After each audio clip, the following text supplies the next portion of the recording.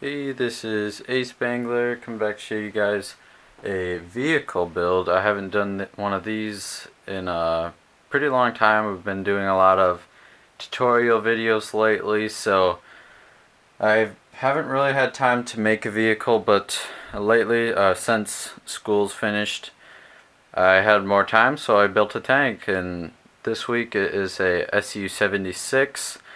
A little bit of history on the tank. It was a fairly successful Russian anti-tank mobile or anti-tank vehicle. Basically, it's just a mounted self-propelled gun. These were fairly cheap for the Soviets to produce, so I believe it was the second most produced tank, right behind the T-34.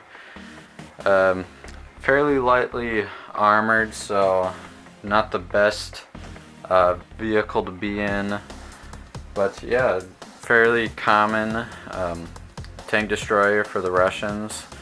And yeah, so as far as like custom vehicles that I built before, I feel like this one's turned out pretty much, I feel like it's top there or up there as being one of the best ones I made. I included quite a bit of details in this, took my time on it, and I thought it turned out really nice. But before I get more into the actual build, I took some time lapses of me building the tank, so let's go ahead, take a break, and watch those, and come back and go through the tank.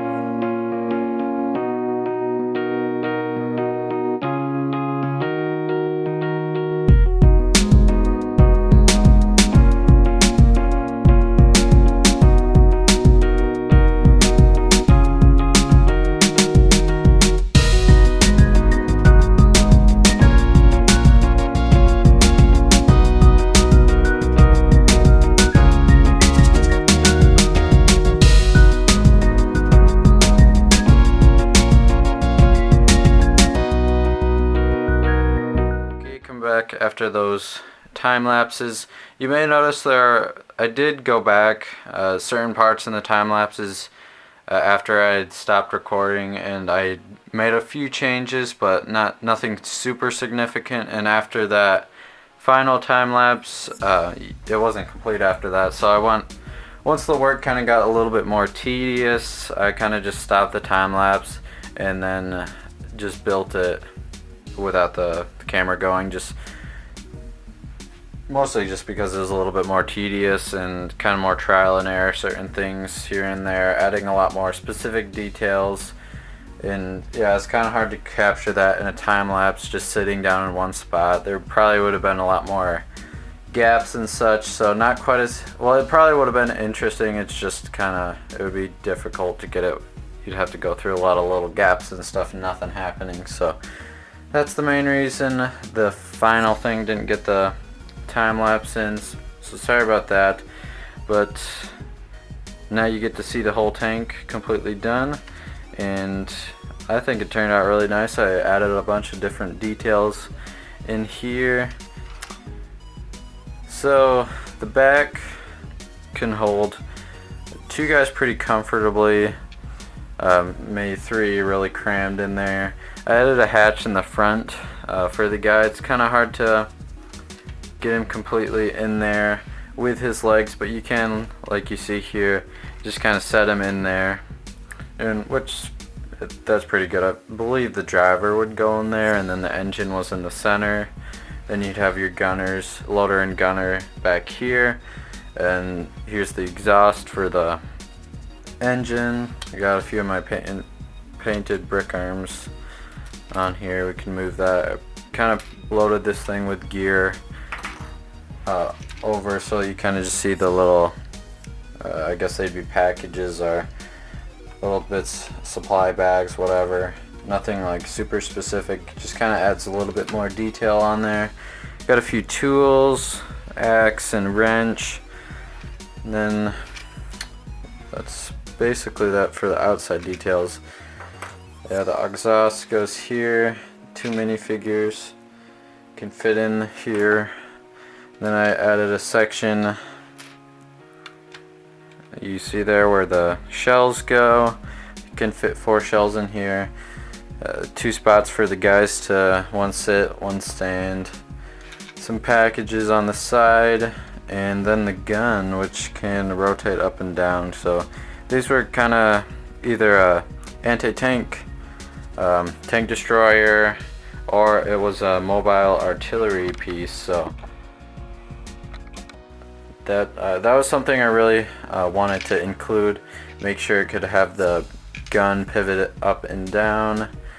Especially if you play Company of Heroes 2, they have the SU-76, and one of the key features on it is its ability to do kind of a shorter range artillery shot.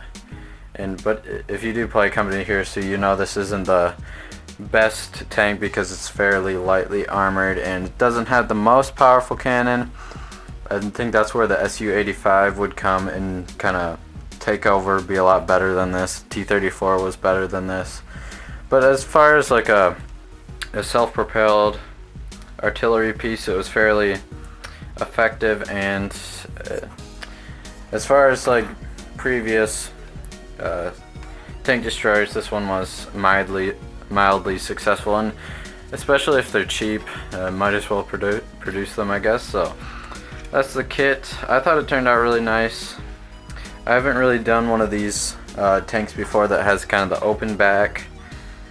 So there's the kit. You guys can look to find weekly segments of Building Itter Castle every Sunday, and then every Wednesday, like today, you can, or when this is being released, you could see either tutorial videos, tank builds, and kind of the more miscellaneous stuff other than just the planned out segments. So if you guys like what you saw, please like, comment, subscribe. Thank you guys for watching, and I hope to see you guys in the next video.